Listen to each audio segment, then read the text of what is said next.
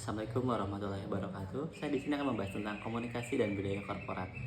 Komunikasi korporat adalah fungsi strategis untuk membangun citra, reputasi, dan hubungan dengan stakeholder, meliputi komunikasi internal dan eksternal, lalu media, CSR, manajemen krisis, dan komunikasi digital. Sedangkan budaya korporat adalah nilai, norma, simbol, dan praktek komunikasi dalam organisasi.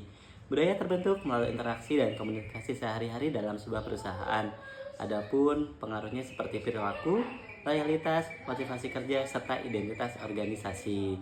Lalu teori komunikasi korporat ada 3. Yang pertama teori sistem, di mana integrasi, informasi, dan adaptasi organisasi. Lalu yang kedua ada teori hubungan, yaitu membangun dan memelihara relasi stakeholder. Lalu ada manajemen reputasi, menjaga citra dan kepercayaan publik. Lalu adapun pentingnya dalam era saat ini atau era kompetisi seperti teknologi dan tuntutan transparansi. Integrasi teori membuat organisasi lebih siap dalam menghadapi perubahan dan krisis. Lalu berikutnya teori budaya korporat. Di sini ada dari Sen, yaitu dari 3 level of culture. Ada dari Deal and Kennedy, yaitu corporate culture. Lalu ada dari Cameron dan Quinn, yaitu competing values framework, yang berperan membangun identitas korporat, keterlibatan karyawan, dan daya saing. Lalu meningkatkan keselarasan antara budaya, visi misi, dan tujuan strategis dari sebuah perusahaan. Lalu untuk kesimpulan dari korporat di sini biasanya memiliki identitas, merek, citra, dan reputasi. 4 elemen ini saling terikat sebagai pilar komunikasi dan budaya korporat. Yang pertama itu ada identitas, yaitu merupakan fondasi utama dalam sebuah perusahaan seperti nilai, visi misi, dan budaya. Lalu merek merupakan janji nilai dan diferensiasi kepada publik. Citra merupakan persepsi publik berdasarkan pengalaman terhadap sebuah perusahaan, terutama dalam hal layanan. Lalu ada reputasi, yaitu penilaian jangka panjang dan akumulasi citra positif dari publik. Lalu untuk hubungan sikliknya, yaitu identitas membentuk merek, lalu membentuk citra, reputasi, maka akan memperkuat kembali identitas. Lalu ada perencanaan strategi komunikasi dan budaya korporat. Simpulan penelitian dan pengukuran yaitu menjamin komunikasi korporat menjadi terarah dan strategis serta berdampak. Lalu untuk penelitian menyediakan data mengenai persepsi dan kebutuhan stakeholder. Lalu metode dalam penelitian strategi komunikasi dan budaya korporat bisa dilakukan melalui 3 metode, yaitu kuantitatif, kualitatif, dan mixed method. Yaitu di sini kita akan juga mengukur melalui output, outtake, outcome, dan impact. Lalu keberhasilan dilihat dari pemahaman, perubahan sikap, dan kontribusi pada tujuan strategis. Penelitian dan pengukuran komunikasi korporat. Dalam simpulan penelitian dan pengukuran, menjamin komunikasi korporat menjadi terarah, strategis, dan berdampak. Lalu di sini kita membahas terkait dengan komunikasi korporat dan hubungan internal. Komunikasi korporat tidak hanya tertuju pada publik eksternal, tapi dimulai dari hubungan internal antara karyawan perusahaan dan karyawan. Komunikasi korporat tidak hanya tertuju pada publik eksternal, tapi dimulai dari hubungan internal antara perusahaan dan karyawan. Komunikasi internal yang baik akan membentuk budaya organisasi yang baik pula, lalu akan membentuk kinerja yang Komunikasi korporat tidak hanya tertuju pada publik eksternal, tapi dimulai dari hubungan internal antara perusahaan dan karyawan. Komunikasi internal yang baik akan membentuk budaya organisasi yang baik, meningkatkan keterlibatan karyawan, serta mendukung kinerja perusahaan. Dalam konteks organisasi modern yang terdiri dari berbagai generasi dan budaya, komunikasi internal harus bersifat adaptif, terbuka, dan partisipatif agar mampu menciptakan lingkungan kerja yang inklusif dan produktif. Lalu di sini ada komunikasi korporat dan hubungan eksternal, terutama dalam relasi dengan media. Di sini karena era sudah berkembang di perubahan bisnis seperti digitalisasi dan globalisasi, peran komunikasi korporat di sini sangat berperan penting dalam membangun citra dan reputasi. Lalu untuk kegiatan utama komunikasi korporat, terutama dalam media relation, itu ada 3. Yang pertama press release, konversi pers, dan media visit. Untuk strategi yang diterapkan berupa transparansi, pesan konsisten, dan mutual benefit.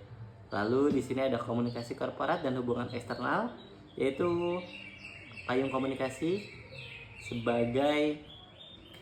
Lalu ada komunikasi korporat dan hubungan eksternal. Corporate communication berarti sama dengan payung komunikasi, yaitu menjaga hubungan eksternal seperti dengan media, pemerintah, investor, dan komunitas. Lalu ada corporate identitas, yaitu membentuk citra dan membentuk reputasi. Prinsip eksternal relasinya yaitu berupa transparansi, konsistensi, dan responsif. Lalu ada manajemen konflik dalam komunikasi korporat. Konflik merupakan sebuah hal yang wajar dalam sebuah organisasi. Untuk penyebabnya bisa terjadi karena adanya miskomunikasi, perbedaan kepentingan dalam internal perusahaan, serta gaya komunikasi dari pemimpin. Tipe konfliknya ada yang bersifat vertikal, horizontal, interpersonal, dan interdepartemen.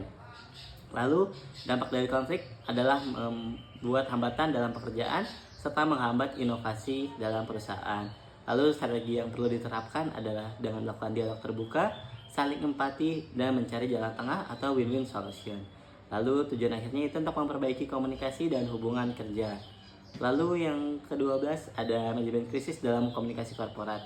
Yang pertama, krisis adalah sebuah ancaman, reputasi, dan kepercayaan publik. Sumber krisis bisa terjadi secara internal maupun dari eksternal. Lalu pentingnya komunikasi yang perlu dilakukan adalah cepat, tepat, dan transparan. Tahapannya dimulai dari pencegahan, kesiapan, respon, dan pemulihan. Dampak reputasi pun ditentukan oleh cara perusahaan menjelaskan krisis. Lalu ada tanggung jawab sosial perusahaan atau CSR, yaitu merupakan kegiatan ataupun aktivitas yang dilakukan untuk menjaga hubungan baik antara perusahaan terutama dengan masyarakat di sekitarnya. Lalu untuk CSR sendiri di sini merupakan sebuah strategi reputasi, bukan hanya sekadar filantropi. Elemen pentingnya seperti ekonomi, hukum, etika, filantropi. Lalu untuk fungsi dari CSR adalah untuk membentuk citra perusahaan yang lebih baik dengan memberikan manfaat sosial dan nilai bisnis. Lalu ada relasi antar komunitas korporat dalam budaya korporat. Itu sama dengan CSR yang sebelumnya, namun di sini kita dalam bentuk sebuah organisasi. Lalu budaya korporat dalam korporasi. Budaya korporat adalah sistem makna bersama seperti nilai, keyakinan, norma, ataupun simbol serta perilaku yang membantu anggota organisasi yang dapat dianalisis melalui 3 level. Yang pertama, artefak yang terlihat. Lalu ada nilai yang dinyatakan dan asumsi dasar yang tersembunyi. Tidak ada satu tipe budaya yang terbaik, namun budaya yang kuat dan selaras dengan strategi dapat memberikan pengaruh signifikan terhadap kinerja perusahaan dengan cara membentuk identitas, komitmen, dan menjadi mekanisme kontrol. Lalu tantangan dan peluang budaya korporat. Untuk budaya sendiri adalah aset sebagai komunikasi atau pengelolanya. Budaya merupakan nilai dan kebiasaan. Kuatnya budaya juga dipengaruhi oleh keunggulan kompetitif di tantangan era VUCA dan digital. Perubahan cepat, tidak pasti, dan kompleks. Budaya kaku sama dengan gagal. Lalu di sini untuk hambatan perubahan budaya seperti perusahaan terlalu lama di zona nyaman, pemimpin yang tidak konsisten, serta sistem lama yang mengunci perilaku lama. Peran komunikasi yaitu adalah sebagai motor perubahan, menjelaskan kenapa bukan hanya apa. CEO creation dengan karyawan dan stakeholder merupakan tujuan akhir seperti budaya etis, komunikasi otentik, reputasi global berkelanjutan. Lalu fungsi, peran, dan gaya kepemimpinan dalam komunikasi korporat. Kepemimpinan dan komunikasi adalah 2 aspek yang saling terikat dalam manajemen modern. Efektivitas organisasi bergantung pada kemampuan pemimpin berkomunikasi secara strategis, etis, dan inspiratif. Adapun teori klasik yang berhubungan yaitu trait, behavioral, dan situasional. Komunikasi terbuka, empati, dan berbasis data membangun budaya komunikasi positif yang dapat meningkatkan kepercayaan, engagement, dan produktivitas karyawan. Lalu penggunaan media sosial sebagai tujuan dan strategi komunikasi. Seperti yang kita tahu, media sosial kini menjadi keharusan strategis, bukan sekedar pilihan taktis. Pengubahan komunikasi korporat dari monolog menjadi dialog interaktif dengan berbagai pemangku kepentingan. Media sosial menjadi aset yang strategis jangka panjang untuk membangun reputasi dan kepercayaan publik. Tantangan utamanya yaitu menjaga relevansi, citra, dan eksistensi perusahaan di era VUCA dan disrupsi melalui strategis yang adaptif dan berkelanjutan. Lalu ada desain dan transformasi budaya korporat di era digital, yaitu strategi implementasi dan evaluasi kinerja. Lalu di sini untuk caranya adalah menentukan kemampuan organisasi untuk bertahan dan berinovasi di lingkungan VUCA. Transformasi budaya menuntut internalisasi nilai baru seperti agilitas, transparansi, dan etika digital. Nilai-nilai tersebut harus tercermin dalam perilaku sehari-hari karyawan. Lalu ada perumusan budaya to be berorientasi, ketahanan krisis. Implementasi melalui manajemen perubahan dan kepemimpinan kuat. Lalu di sini kita juga perlu melakukan evaluasi yang berfungsi sebagai mekanisme pembelajaran berkelanjutan untuk menjaga budaya organisasi tetap adaptif dan relevan. Lalu evaluasi strategis dan analisis studi kasus global. Di sini contohnya membedah praktik terbaik budaya organisasi atau korporat di era digital. Evaluasi adalah sebuah kompas. Tanpa evaluasi terukur, komunikasi korporat berjalan tanpa arah. Data adalah bahasa yang dipahami oleh manajemen puncak. Budaya adalah akar. Strategi komunikasi eksternal yang canggih akan gagal jika tidak didukung oleh budaya internal yang sehat dan kuat. Adaptasi adalah kunci.